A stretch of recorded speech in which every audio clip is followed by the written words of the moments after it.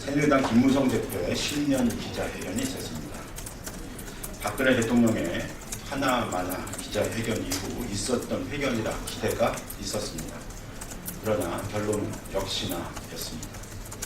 의미를 찾아볼 수 없는 회견으로 기대를 무색했습니다.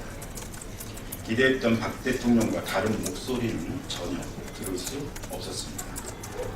박 대통령은 국민이 듣고 싶은 얘기는 안 하고 자기 하고 싶은 얘기만 했다니, 김 대표의 기자회견은 국민이 듣고 싶은 말도 없고 자신이 하고 싶은 말도 없는 눈치 보기 회견이었습니다. 경제 관련 박 대통령의 인식에 전적으로 공감한다. 청와대와 한몸, 공동 운명체, 당청 간 간극은 없다. 개헌은 필요하나 경제 살리기 때를 놓칠 수 없다. 박세일 여의도 연구소 원장 임명 당분간 보류하겠다는 발언은 청와대와 새누리당의 수평적 당청 관계를 고사하고 수직적 당청 관계임을 선언한 것입니다. 경제에 대한 시간을 많이 할애했는데 지난 정기국회에서는 독일을 말하고 이번 신년 기자회견에서는 일본을 말했습니다. 외국 사례를 반면교사 삼는 것은 좋은데 사례를 입맛대로 고르는 습관은 버리지 못했습니다. 현실, 진단, 해법 모두 다를 게 없었습니다. 김 대표 취임 이후 언급했던 사회적 대타협, 보수 혁신 측의 당내 개파, 야당 협력 등 자신의 약속에 대해 애써 성과를 말하려 했습니다. 사회적 대타협은 공무원 연금을 언급했지만 대타협 기금은 들러리고 국회 특위가 주인공인 현실입니다. 보수혁신 특별위원회의 성과를 언급했지만 용두 3위로 끝났고 혁신 동력은 상실한 게 현실입니다. 당내 개파 없다는 선언은 무색해지고 당내 갈등은 이미 KY 수첩 메모, 여의도 연구소 원장 임명 등을 통해 확고해지고 있는 현실입니다. 야당과의 협력은 번번이 청와대와 원내 지도부에 의해 막혀있는 현실입니다.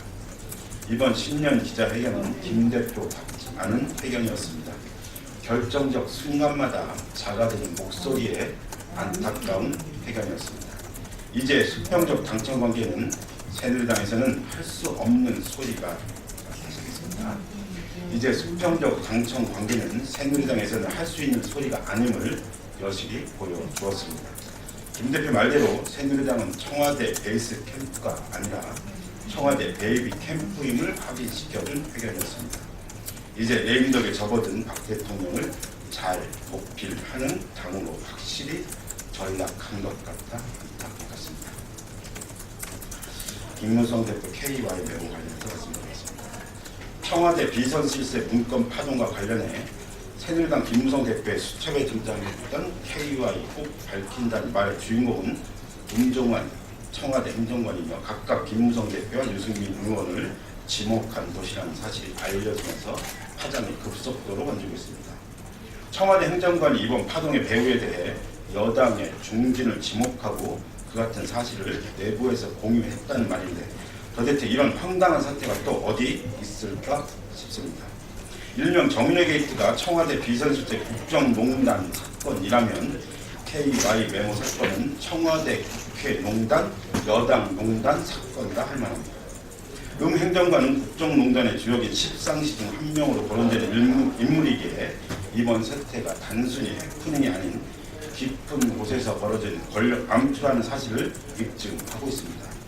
더구나 대통령 비서실은 이 같은 상황을 파악하지 못하고 있었다고 하니 대한민국의 국정이 어떤 걸로 돌아가고 있는지 짐작하도 남을 일입니다. 결국 문제는 박근혜 대통령입니다.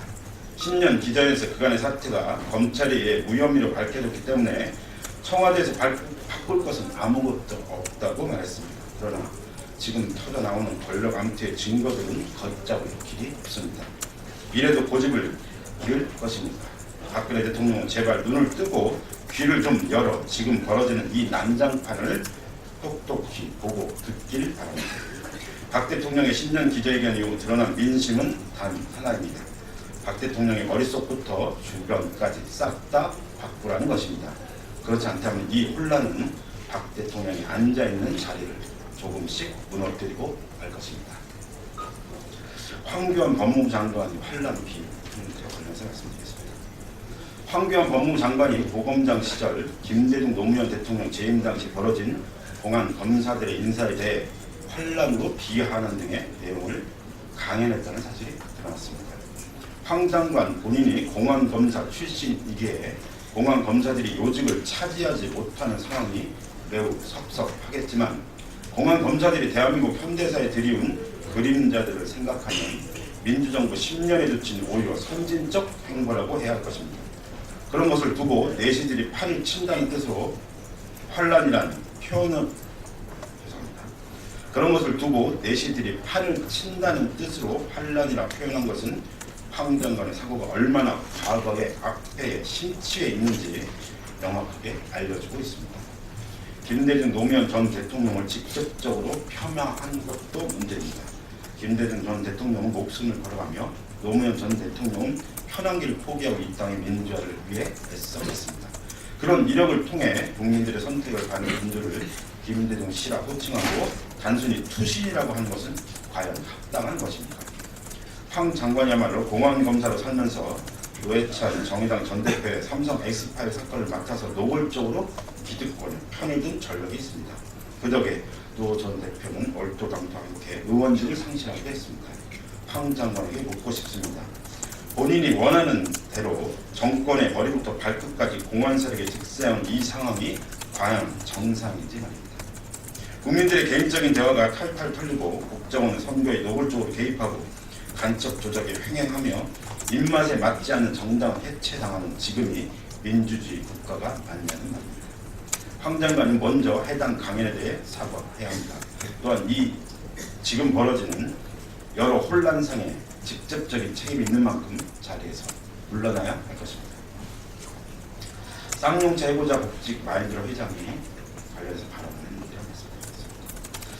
마인드라 회장은 어제 쌍용차가 흑자가 되면 희망 퇴직자를 우선 충원하겠다고 말했습니다. 이는 쌍용차 사측이 그간 말해온 레퍼토리를 다시 한번 반복한 것에 지나지 않습니다. 사실상 복직을 하지 않겠다는 것으로 정의당 깊은 유감을 합니다. 정의당 많은 국민들과 함께 마인드라 회장의 방안을 계기로 쌍용차 사태가 해결될 수 있기를 간절히 기원했습니다. 그러나 이 일말의 희망마저 물거품이 되어버렸습니다. 마인드라 회장의 어제 입장을 보면 쌍용차 사태 해결은 아직 요원해 보입니다. 그러나 포기할 수 없고 포기해서도 안 된다는 것이 우리의 생각입니다. 수많은 이들의 삶과 생명이 걸린 문제이기 때문입니다. 현재 마인드라 회장이 금속노조 쌍용차 김득중 지부장, 김정우 수석 부집장과 면담 중이라고 합니다. 이 자리에서 사태 해결의 실마리가 풀릴 수 있는 성과가 나올 수 있기를 다시 한번 기대합니다. 아울러 정의당은 늘 그래왔듯 쌍용차 해고 노동자들의 고난참 투쟁을 적극 지지하며 함께 할 것입니다. 사태 해결을 위해 필요한 정치와 국회의 역할을 촉진할 수 있도록 끝까지 최선을 다해 나갈 것입니다. 감사합니다.